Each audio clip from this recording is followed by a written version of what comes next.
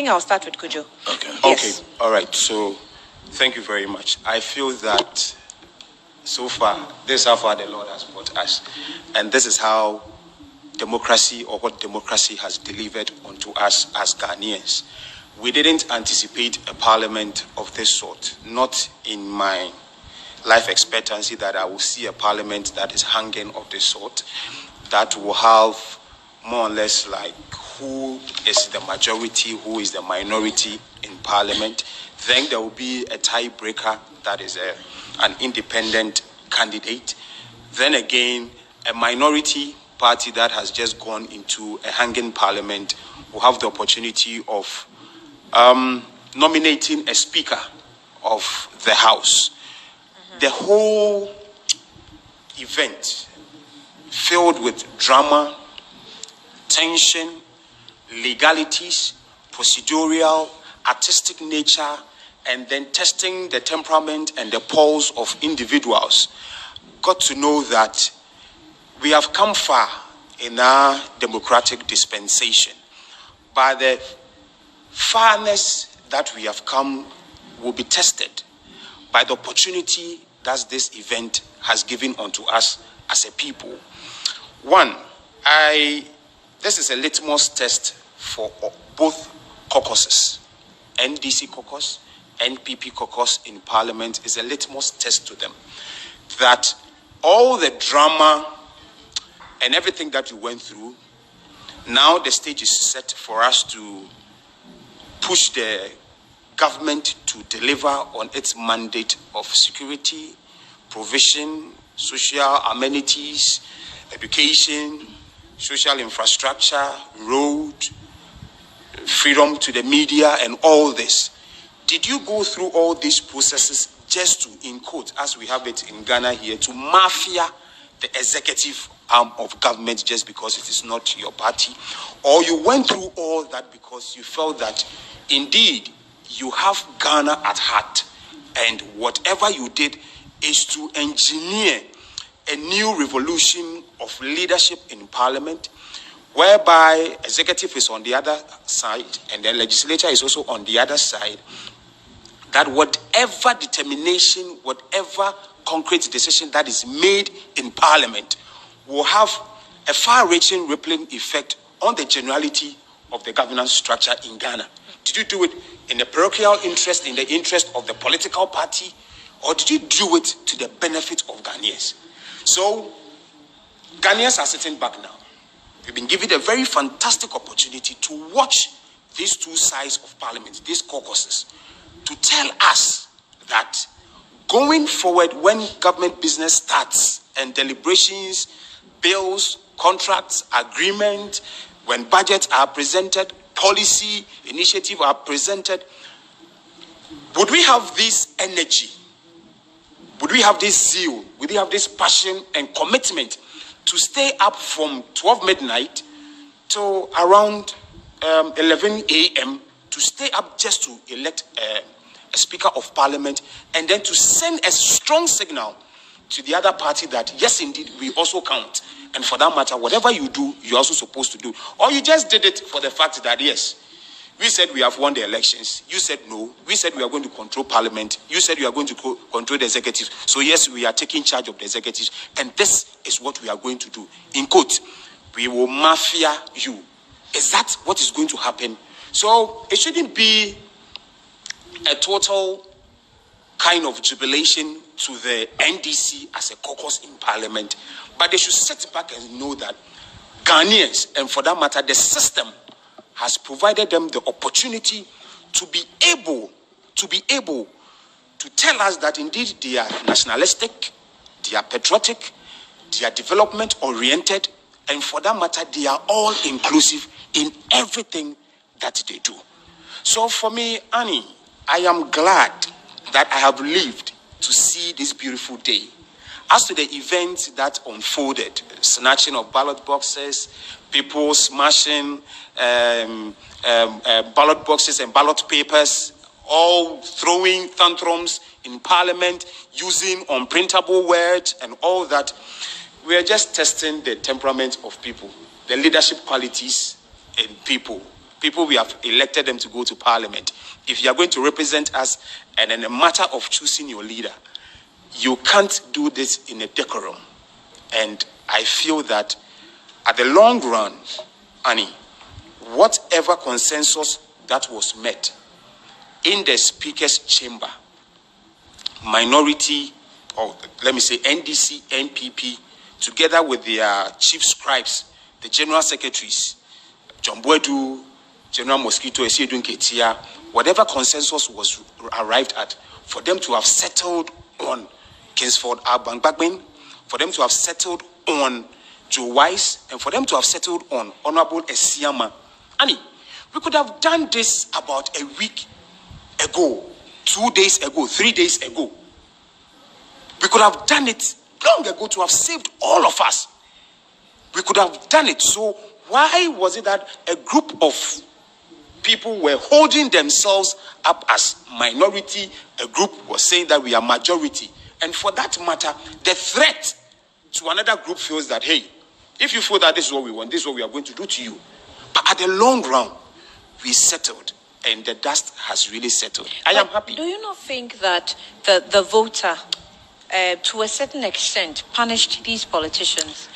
I mean, I've said it a couple of times, how the pattern of voting seemed to be changing rapidly. And now they're taking us to neck, where you now have to learn to work in consensus. If we cannot break this dual parties, coming one after the other, then we want to bring you or bridge you closer to each other, so you learn how to work with each other. It is not a form of punishment, and if you ask me, but it is an exhibition of a group of us, the citizenry, majority of us, our inability to understand the workings of Parliament as an institution, and for that matter, the duties as ascribed in the 1992 Constitution for a member of Parliament.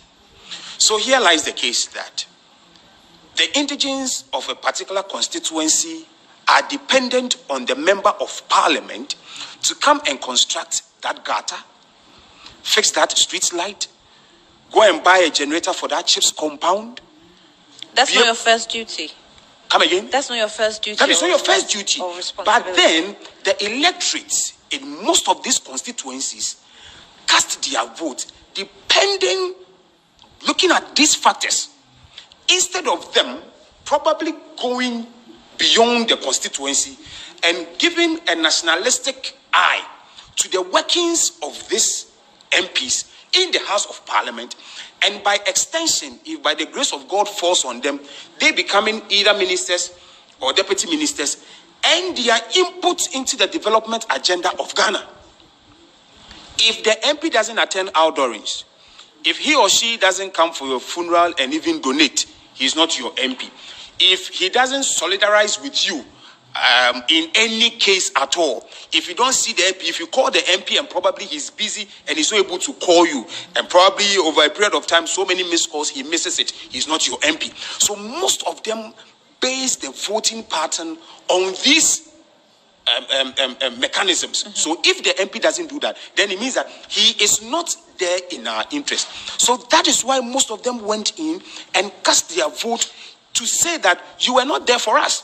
For that matter, we don't even care as to how you were functioning on the national platform and decisions you were making at the committee level when it comes to the House, as to how people agree on it, and your intellectual ability to be able to push and advance your argument on the floor of Parliament. We didn't look at that. A case in point is Dr. Okuboy. 1. 2, George Anda. 3, you look at the former NPP youth organizer, Anthony Kabo. 3, you look at... But for example, Anthony Kabo you mentioned, yes, there are some factors that comes to play. Yeah. First, even before his duties as member of Parliament for his area, because there were the factors of, we're looking at the opposition, what happened, because our seat is traditionally an NDC seat. Yeah. But you look at the factors that affected the party prior to the 2016 election, which went to the advantage of Cabo. So that is what the advantage he got.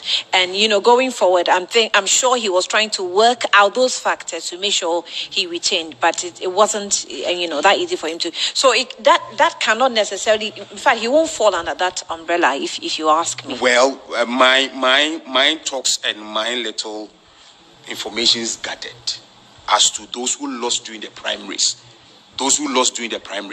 and those who lost at the national level. Right. Most of these issues contributed greatly before the party affiliations, before the internal party wranglings and all those things. It is a matter of bread and butter. It's a matter of bread and butter issue when it has to do with the constituency. We can never run away from it. Mm-hmm. And people want to see you because you came onto the platform and said that when I come to campaign on some. So the onus also lies on these MPs, i.e. the way they draft their campaign messages. They say that when I come,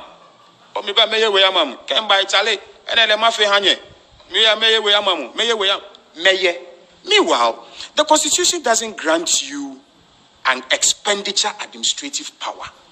The only thing that you have is the MP's Common Fund.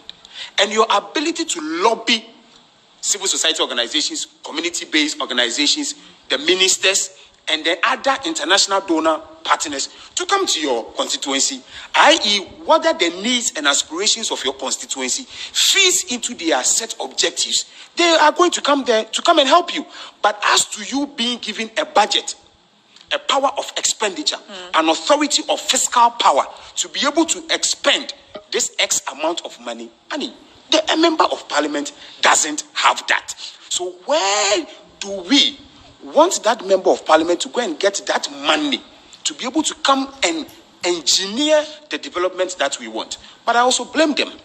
But it's not about money. Let's take Okudzeto Ablakwa. Yes. I've had a couple of times asked him how he gets the money to do what he's doing in his constituency. We all follow him on social media, and he does quite some significant implementation of policies for his constituency in terms of development. I'm giving them laptops. I'm having wheelchairs. This Christmas he did it for children, hospitals. I'm doing this. I'm doing that, and they are quite capital intensive. Exactly. Ventures. If you want to put it so. It's not, I don't think, and the response I get is that, it is not about me. The money is not from my pocket, but you have people who want to support you. So even though previously we used to look at it from the first responsibility, which is for you to be in the house and make laws. But now we are changing by the time, and we are all accepting that you should also have some strengths fundraising in lobbying fundraising abilities for the constituency. Exactly. So as an MP, you should be able to do that. Yes, not exactly. so. That is what I mentioned about the community-based organizations. I mentioned about the NGOs. I talked about the civil society organizations and the international donor agencies. When you are able to appeal to them and sell your message to them, for it to sit down well, for it to fit purposely into their strategic plan, they are going to come to your aid. And they are going to support you. That is why other people went to parliament and they said that, listen, some of these things are supposed to also change the voting pattern and then also the argument direction of these MPs, because they are in and they come in to induce them. Mind you, most of these companies, international companies, do have set up civil society organizations that speak on their behalf. They have their corporate social responsibility as another entity that goes out to also go and help people in the communities. So the fact that we are in your constituency and we have helped you to put up, construct 5 boreholes, it means that probably it's a way of us telling you that next time our mother organization is going to come to parliament and they are going to put this agreement across. For that matter, we are lobbying to you that do well to vote for us so we can also get the contract. But it is dependent on the appeal. It is dependent on the kind of personality. It's dependent on your ability to influence and influence very well for people to be able to buy into your idea.